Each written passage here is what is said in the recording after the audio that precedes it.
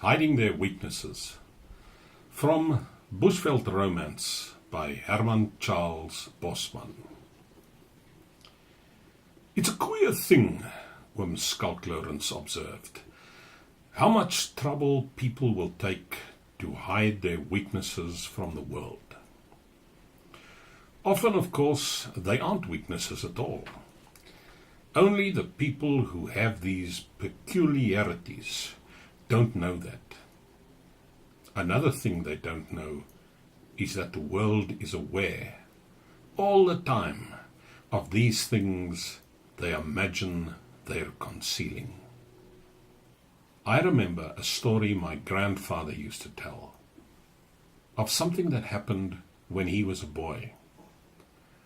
Of course, that was a long time ago. It was before the Great Trek.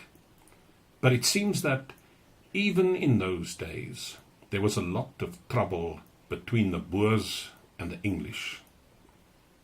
It had much to do with slaves.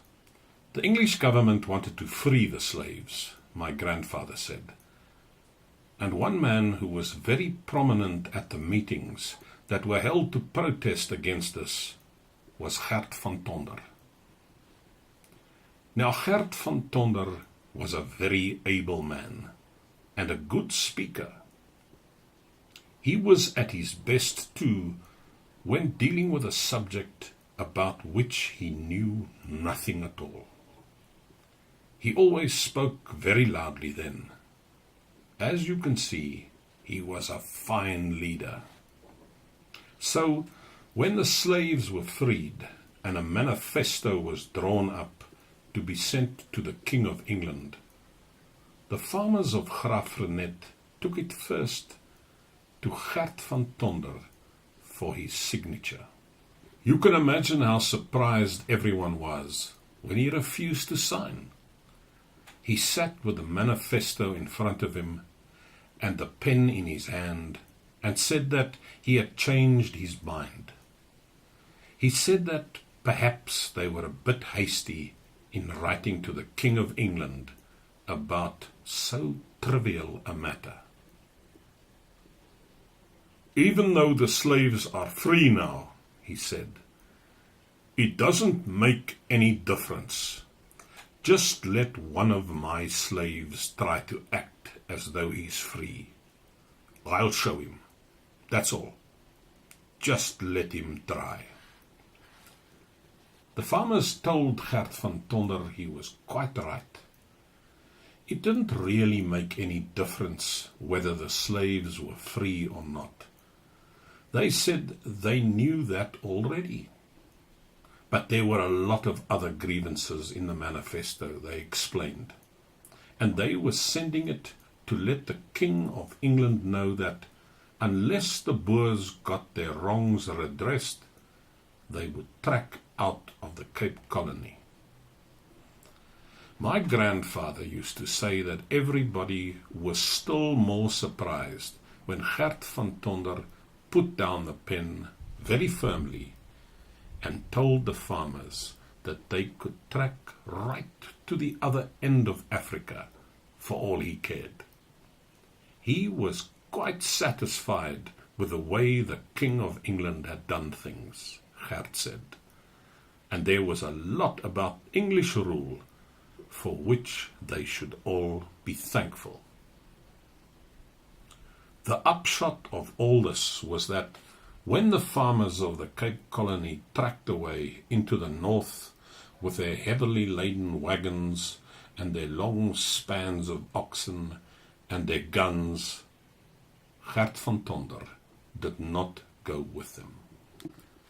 My grandfather often spoke about how small a thing it was that kept Gert van Tonder from being remembered in history as one of the leaders of the nation. It was all on account of that one weakness of his not wanting people to know that he couldn't read or write. When I speak of people and their peculiarities, it always makes me think of Stoffel Lemmer. He had a weakness of an altogether different sort. What was peculiar about Stoffellemmer was that if a girl or a woman so much as looked at him, he was quite certain that she was in love with him.